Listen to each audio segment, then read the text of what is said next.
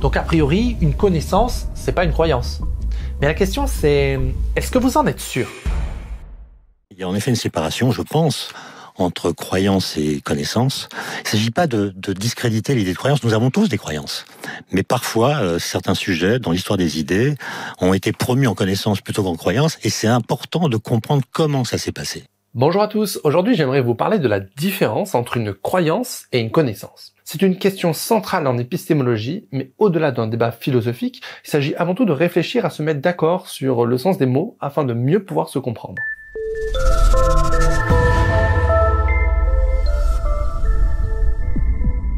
Dans mes vidéos, je définis toujours les termes des concepts que je vais aborder. Le but n'est pas vraiment de dire que ma définition est la bonne ou meilleure que la vôtre, mais que c'est celle que je vais utiliser. Et si on veut se comprendre, et je pars du principe que si vous êtes ici, c'est le cas, il faut que vous acceptiez au moins temporairement ces définitions. Si quand je dis rouge, vous voyez bleu, on parlera pas de la même chose. Alors qu'est-ce qu'une croyance? Eh bien, ça va peut-être vous surprendre, mais une croyance, c'est avant tout une idée. Et les idées ont une propriété importante. Elles peuvent se dupliquer et se propager de cerveau en cerveau. On dirait que tu parles de contagion là. Précisément, à chaque fois que tu transmets une idée, quel que soit le médium utilisé d'ailleurs, tu essayes d'en faire une copie qui sera stockée dans la tête de la personne que tu as en face de toi. Donc d'une certaine manière, on peut voir ça un peu comme un virus qui se réplique et tente d'aller infecter la cellule voisine. Mais une croyance, c'est pas juste une idée. En effet, une croyance est une idée que l'on définit arbitrairement comme vraie. Alors attention, arbitrairement ne veut pas dire au hasard, ça veut dire que vous arbitrez subjectivement ce que vous considérez comme vrai ou faux. Prenons un exemple. Voici Bob. Ah tiens, ça faisait longtemps qu'on l'avait pas vu, lui. Bob a certaines idées en tête. L'idée de couleur bleue, l'idée de ciel, et l'idée que le ciel est de couleur bleue. Normalement, vous avez senti qu'il existe une différence de nature entre les deux premières propositions et la dernière. La première est un concept qui est de l'ordre de la perception. Il n'y a aucun moyen de décrire ce qu'est le bleu autrement qu'en vous le montrant. Alors oui, pour ceux qui ont fait de la physique, je sais ce que vous allez me dire, une couleur c'est une longueur d'onde, mais en fait définir le bleu avec une longueur d'onde n'aidera personne à voir ce qu'est le bleu s'il n'en a jamais vu. Mais en admettant qu'on sache ce qu'est le bleu, on peut pas vraiment dire que cette idée est vraie. Ça n'a pas vraiment de sens de dire je crois en le bleu. Pareil pour le ciel. L'idée de ciel existe indépendamment de l'existence d'un ciel. Si vous avez quelques bases en cosmologie, vous savez qu'il y a quelques milliards d'années, il n'y avait ni soleil, ni planète, ni haut ni bas, et encore moins de sol ou de ciel. Et pour autant, l'idée de ciel pouvait exister en soi. Bob peut imaginer dans sa tête ce qu'est un ciel, sans qu'un ciel n'existe pour autant. Mais quand on dit le ciel est de couleur bleue, c'est une idée qu'on peut qualifier d'assertion. Une assertion est une proposition, affirmative ou négative, qui ne peut que être vraie ou faux. On peut croire ou non à l'idée que le ciel est bleu. Comment ça ou non? Tu vas pas prétendre que le ciel n'est pas bleu. Et interdit de dire qu'il est gris quand il y a des nuages, hein. Je te vois venir. Si on est rigoureux, tant que tu n'as pas précisé qu'il s'agissait du ciel terrestre, cela peut devenir faux. Je t'apprends rien si je te dis que le ciel de Mars n'est pas bleu. Il a toujours un truc à redire celui-là. Non mais ça m'énerve. Mon Dieu, qu'elle m'énerve. D'ailleurs, si on ne définit pas non plus la date, on peut toujours imaginer qu'en 2042, à cause des radiations dues aux bombes nucléaires dans le cadre d'une troisième guerre mondiale, la couleur du ciel est changée. Je vous rappelle que ChatGPT estime à 45% les chances que ce scénario se produise. CF la vidéo sur ChatGPT. Du coup, une idée n'est pas forcément une croyance, mais toute croyance est une idée. En définitive, une croyance est une idée assertive que l'on estime vraie. On sait maintenant définir ce qu'est une croyance, mais qu'en est-il d'une connaissance ?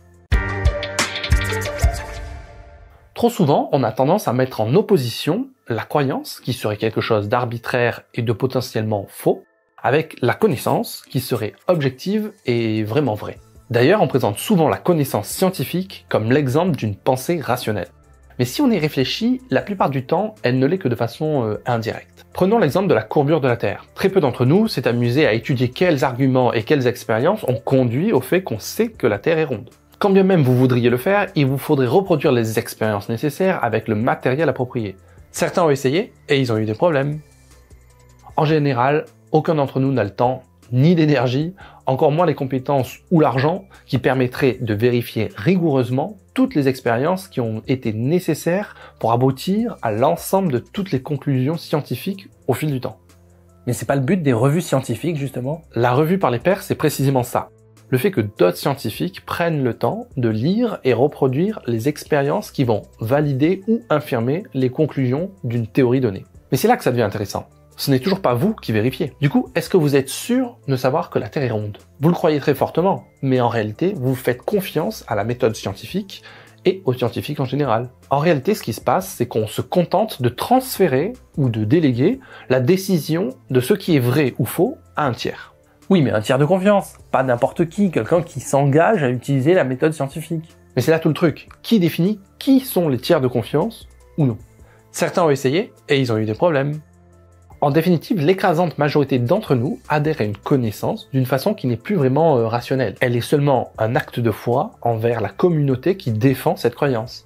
En l'occurrence, la communauté scientifique. Il est probable que tous les discours qui visent à imposer la science comme détentrice de la connaissance, sous-entendu supérieure à la croyance, soient contre-productifs. Vous ne convaincrez pas les gens déjà convaincus, et vous ne persuaderez pas les gens qui n'ont pas ou plus confiance en la science de cette manière. Oui, mais c'est un problème si on dit que la science est une croyance comme les autres, non? Qui a dit qu'elle était comme les autres? La science ne détient pas la vérité, jamais, car personne ne le peut. Elle tend toujours vers elle, mais ne l'atteint jamais. Le fait de considérer la science comme une croyance particulière, précieuse, mais une croyance quand même, permet d'expliquer pourquoi la science peut se tromper, ou simplement évoluer au fil du temps. D'ailleurs, toute l'histoire des connaissances en témoigne. On ne sait pas les mêmes choses aujourd'hui qu'il y a 200 ans.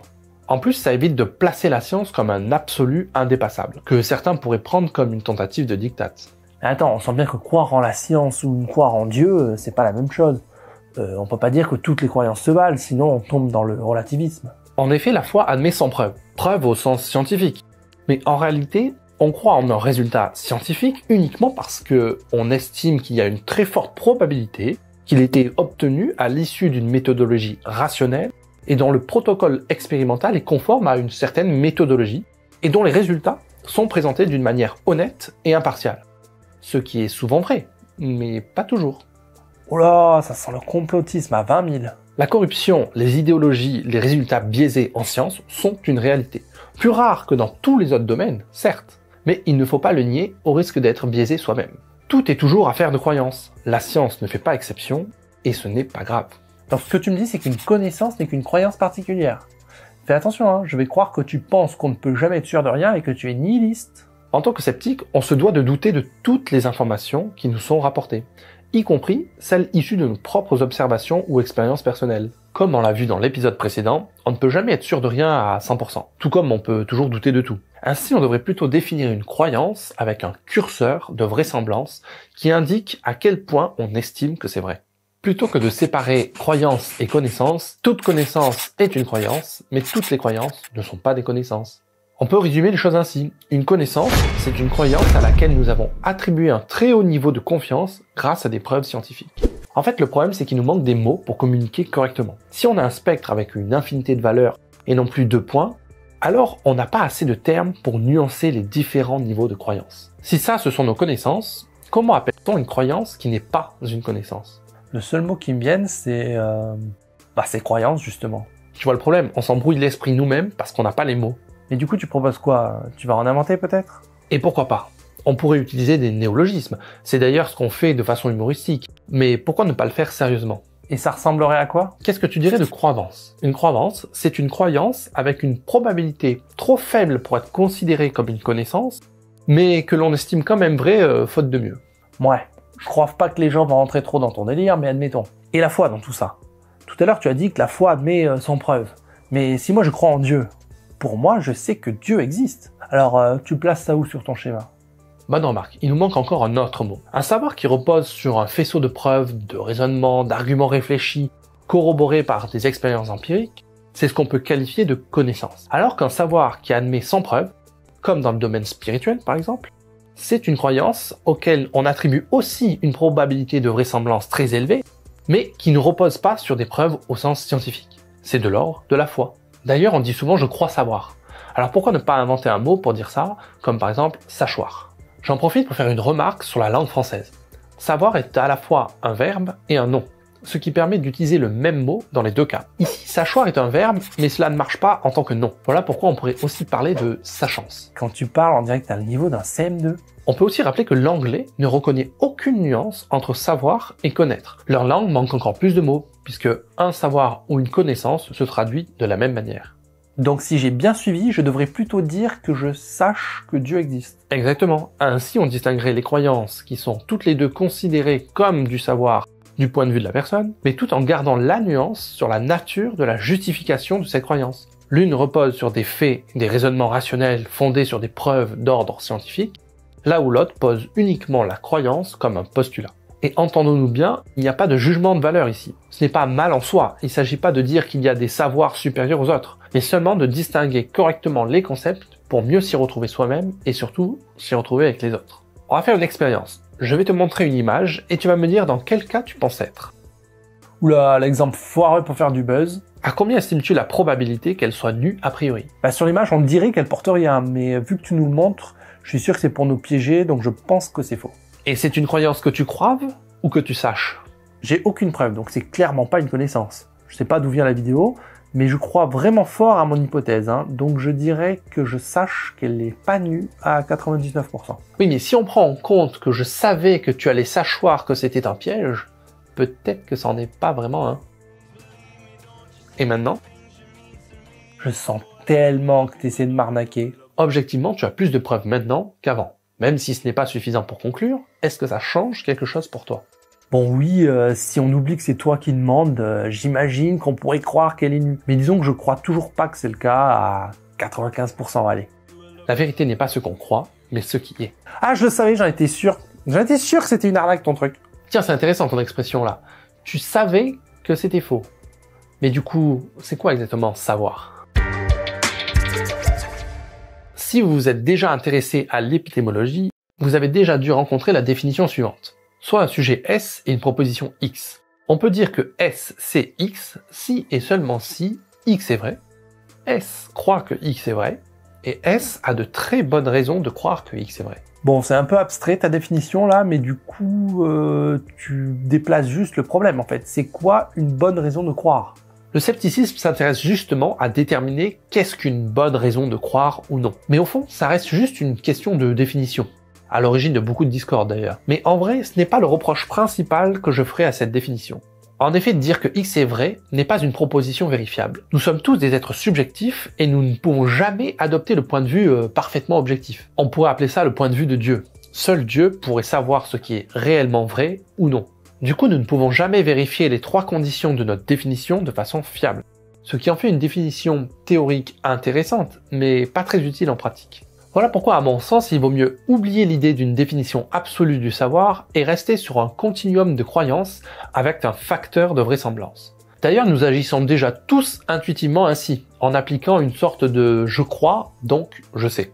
Imaginons que Bob veuille boire du jus d'orange. Il va dans sa cuisine, se place devant le frigo, car il croit qu'en ouvrant, une bouteille l'y attend. Il le sait d'ailleurs. La preuve, hier, il a vu la bouteille en refermant le frigo juste avant d'aller dormir. Sauf que voilà, Alice est passée par là entre-temps et a fini la bouteille. Du coup, malgré sa très forte croyance, Bob croyait, Bob savait, mais Bob s'est trompé. Bon d'accord, mais ça nous aide pas clairement à définir ce qu'est un savoir, ça. Le savoir est défini par un seuil de vraisemblance minimal à atteindre, par exemple 90%. Évidemment, ce seuil entre savoir et croiver est subjectif. Chacun place le curseur un peu différemment selon ses propres critères. Pour certains, c'est 90%, mais pour d'autres, ça sera peut-être 95% ou même 99%. Alors peut-être que pour d'autres, ils le fixeront seulement à 80%. Et c'est aussi en partie à cause de ça que les gens se crient dessus et ne se comprennent pas. Du coup, la prochaine fois que vous vous embrouillez à cause d'une différence de croyance, essayez de clarifier les positions de chacun, les définitions et les seuils de vraisemblance, etc. Cela pourrait vous aider à mieux vous comprendre et même si vous n'êtes pas d'accord, on devrait toujours pouvoir se mettre d'accord sur nos désaccords. Si on récapitule, qu'est-ce que ça veut dire savoir en définitive? Le savoir est une croyance particulière. C'est la croyance parmi toutes les croyances possibles sur un sujet donné auquel une personne attribue la plus forte probabilité de vraisemblance. Il ne faut pas confondre avec le fait d'avoir raison. Tout le monde peut se tromper, quel que soit le savoir en question. On distingue deux types de savoir, les connaissances d'un côté qui reposent sur des preuves scientifiques et les sachances qui sont érigées en postulats par un acte de foi. Le reste de nos croyances sont plutôt des croyances, c'est-à-dire qu'on y croit mais sans grande conviction. Faute de mieux, on continue de penser que c'est vrai, mais on ne serait pas vraiment surpris d'apprendre que ce n'est pas le cas. Voilà, j'ai conscience que cet épisode était peut-être un peu plus poussé, voire abstrait pour certains. Non, du tout. mais je pense que c'est très important de prendre le temps de réfléchir à comment définir les concepts. Ça va d'ailleurs nous être utile pour la suite. La prochaine fois, j'aimerais vous faire réfléchir sur le fait que, a priori, quand on vous demande si vous croyez aux fantômes, par exemple, vous ne répondez jamais « j'y crois à 85,2%». Vous dites que vous y croyez ou pas, mais il n'y a pas d'entre-deux. Du coup, ce simple constat pourrait nous faire penser que les gens raisonnent uniquement de façon binaire et que ces histoires de pourcentage de vraisemblance, c'est bien en théorie, mais en pratique, ça n'existe pas vraiment. Mais la question c'est, est-ce que vous en êtes sûr ?